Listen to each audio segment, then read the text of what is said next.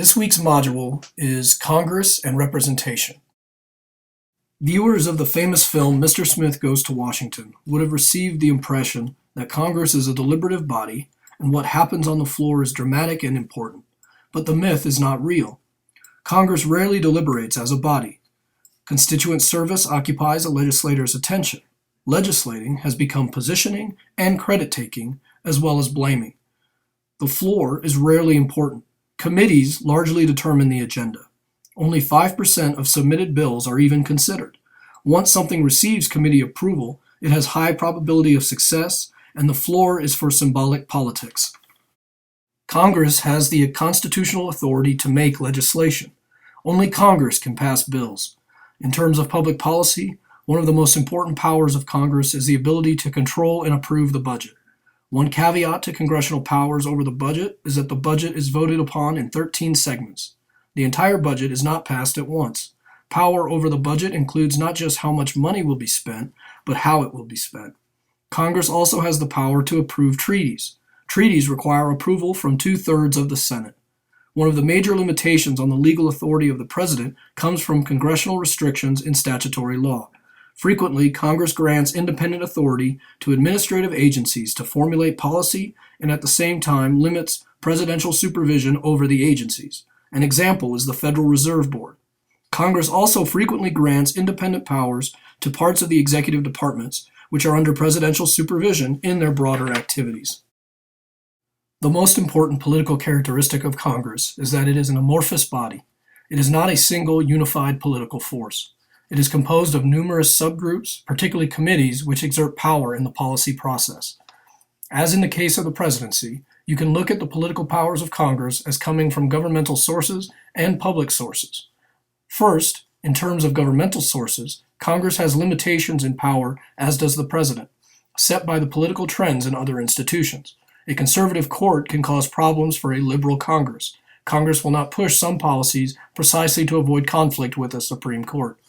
Relationships with the bureaucracy are also extremely important in that Congress often relies upon the executive bureaucracy for information about important policy matters and uses that information when deciding on whether or not to approve policy options. In recent years, congressional staffs have grown enormously and can supply good info to congressmen, making dependence upon executive branch bureaucracies less necessary. Second, congressional constituencies. Members of Congress have a local perspective to national policy questions because that is the perspective of their constituents. This can work two ways for a single congressman's power. It gives them the ability to support policies against the wishes of their own political party or president. It also makes them more vulnerable than a president because the president's constituency is national and offers more chances to come out on top in public opinion. Third, there is a difference between legislation and public policy. The mere passage of legislation doesn't always produce public policy. The fragmentation of the legislative process makes it difficult for Congress to be responsive to broad forces for change. Legislation that emerges is often vague and requires a lot of interpretation by the president or by the bureaucrats who are supposed to implement it. We like to think that Congress as a whole, and the House of Representatives in particular, is subject to our will as voters. But there are interesting patterns in congressional elections that cast some doubt on that idea. For one, there is a very strong incumbency effect in the House of Representatives. Once someone gets elected, he or she tends to get re-elected over and over again. In the majority of elections since 1950, more than 90% of all House incumbents' campaigns have ended in victory. What is surprising about this is that generally people don't like Congress. As you can see in the graph pictured here, polls show Congress scores lower than the Supreme Court, the President, state and local governments. Why does this happen? One reason is redistricting. Redistricting is the redrawing of congressional districts after a census-based reapportionment. It is entirely possible for state legislatures to draw new districts to benefit the incumbents of one or both parties. This is called gerrymandering. However, this doesn't explain the incumbency effect altogether. Studies have shown that after reapportionment, redistricted and unredistricted seats end up approximately the same in terms of competitiveness. Other reasons have to do with the American electorate and the way we run elections. Name recognition.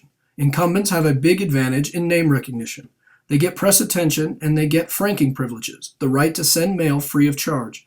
They are in big demand as speakers, and their staffs make a point of finding important problems afflicting constituents and working to resolve those problems.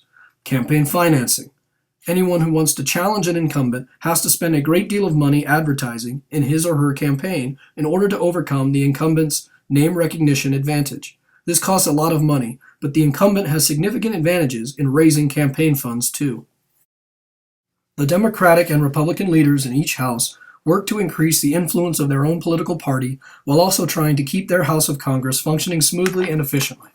The operation of the houses is also influenced by the rules and norms that each chamber has developed. Each of the parties has an elected leader. In the House of Representatives, the leader selected by the majority is the Speaker of the House. Currently, it is Representative John Boehner of Ohio. The House Majority Leader is Representative Kevin McCarthy of California. The House Minority Leader is Representative Nancy Pelosi of California. In the Senate, the Vice President of the United States is, according to the Constitution, the President of the Senate. But a Vice President does not usually come to the Senate unless there is a possibility of a tie vote, in which case he may vote to break the tie. The President pro tempore, President for the time, is elected by the majority party and is supposed to chair the Senate in the Vice President's absence. But custom dictates this honorific title goes to the senior-most senator of the majority party. Currently, the President pro tem is Senator Orrin Hatch of Utah. The real power in the Senate resides in the party position of Majority Leader. The current Majority Leader is Senator Mitch McConnell of Kentucky. The Minority Leader is Senator Harry Reid of Nevada. The most important role the leaders play is to steer legislation through Congress by guiding, bargaining, negotiations, and compromises.